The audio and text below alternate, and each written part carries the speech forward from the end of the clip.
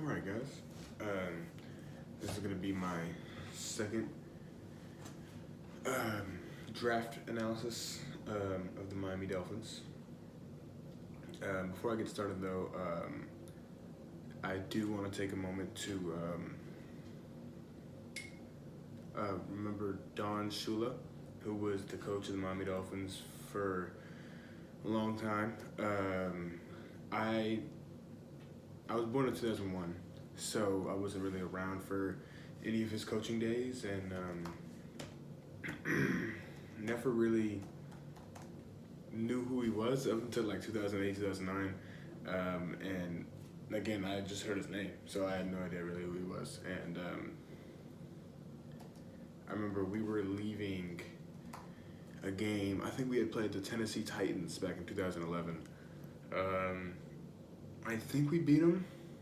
It's not a here or there, but I remember after the game we were leaving, walking to the parking lot.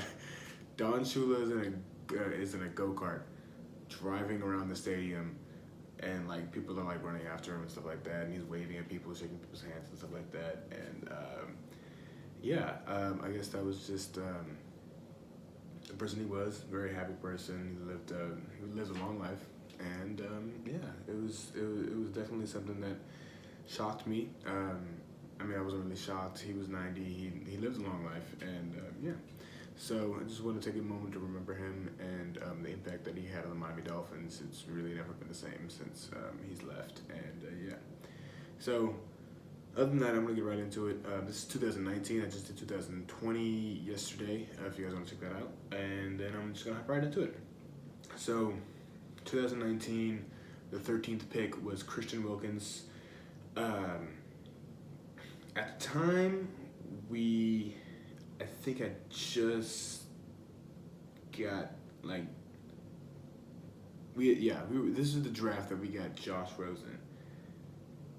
It's a horrible decision, and there was a lot of people like really up in there in the draft. I was like hoping that we were going to trade up, maybe get a linebacker or something like that, get a early defensive end. But Christian Wilkins was a good pick. I'm glad Green Bay didn't take him because they probably would have wasted him. But yeah, Christian Wilkins, I think I had 50 some tackles, 2 sacks. He had a good season this year, and he's just gonna build off that again. For what he does, he's just a block stuffer. He's great at what he does, and on to the next pick. If I'm gonna be nitpicky,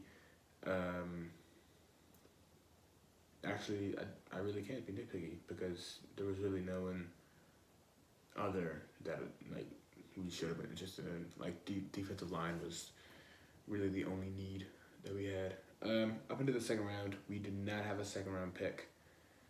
I think we traded it to Arizona due to the fact that they were trying to dump Josh Rosen, which was sad that we traded a second round pick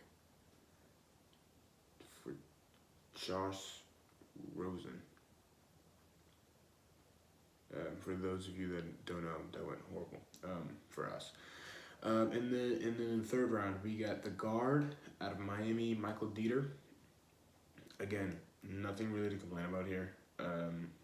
This was overall a pretty good draft. If I'm going to be nitpicky, I wanted the defensive end O'Shane Zimes. He had a good season this year in New York, but again, there's really no one in New York to pass rush. The quarterback, though, if I'm again being nitpicky, Will Grier. I loved him throughout college, West Virginia. He had a poor season in Carolina. I just think that it was a bad fit. Also Hakeem Butler, but again, just being nitpicky, I think that Michael Dieter was a great pick. We definitely need a lot of help on the O-line. He didn't do great this year. It's not necessarily his fault.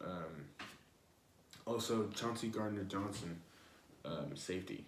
That was definitely something that we needed this year. Something that we looked into in this year's draft, but that's, again, neither here or there. Next up Andrew Van Ginkel. I didn't really watch any tape on him up until after we had drafted him. Did not really know who he was, nor did I care. Didn't play, I don't think, at all this year.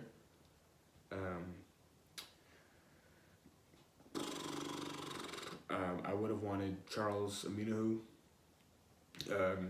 He's a pass rusher in Houston, filled in for J.J. Watt when he got hurt this year. Maybe Darius Slayton.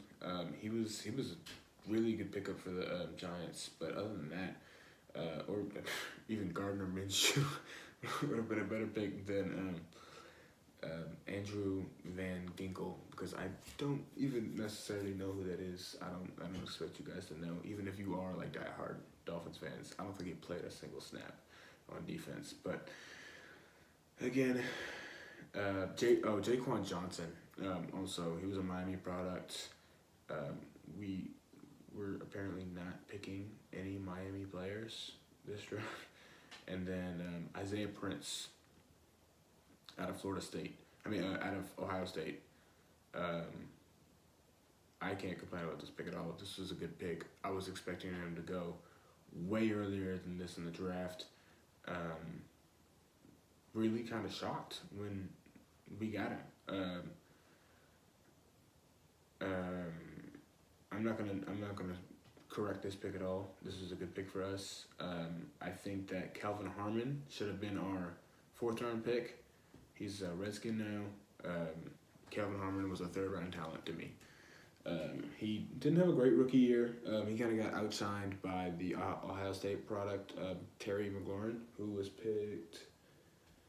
I think he was picked in the 4th round. I can double check. Terry. Yes. Oh no, he was picked in the 3rd round, and Calvin Harmon was picked in the 6th round, which I did not know. And already, for the last couple of picks, Chandler Cox and Myles Gaskin. Chandler Cox was someone I was looking into at Auburn. He played, which is now my college, Liberty University, and touched the ball maybe like, I think 7 times in his whole career at Auburn. Yet he made such a huge impact. He played more of a tight end position, I would say. And Myles Gaskin was a good running back out of Washington. Caught the ball really well. So nothing really to complain about here. Other than that, we didn't have many draft picks. We were kind of tanking this year. So there was really nothing that we could have done to make this year as horrible as an experience as it was. But yeah, so there was like not many picks that we had, and we were recovering from the terrible recovery from the playoffs that we had in 2016, and it's just been a slow last couple of years, all the way going back into when Dan Marino and Don Shula were at the helm. So that's going to be it for this video. I would rate this draft, for the 2019 draft, I would rate it a C+, average draft. We improved, but there was really no room for an improvement. You couldn't have done anything to make the team any worse. But also, I'm going to do my draft for the 2020 draft. I'm going to do my grading for the 2020 draft and the 2020 draft. I'm going to give them probably a B-. Again, Brandon Jones and Austin Jackson were not great picks. But again, they haven't played a single snap.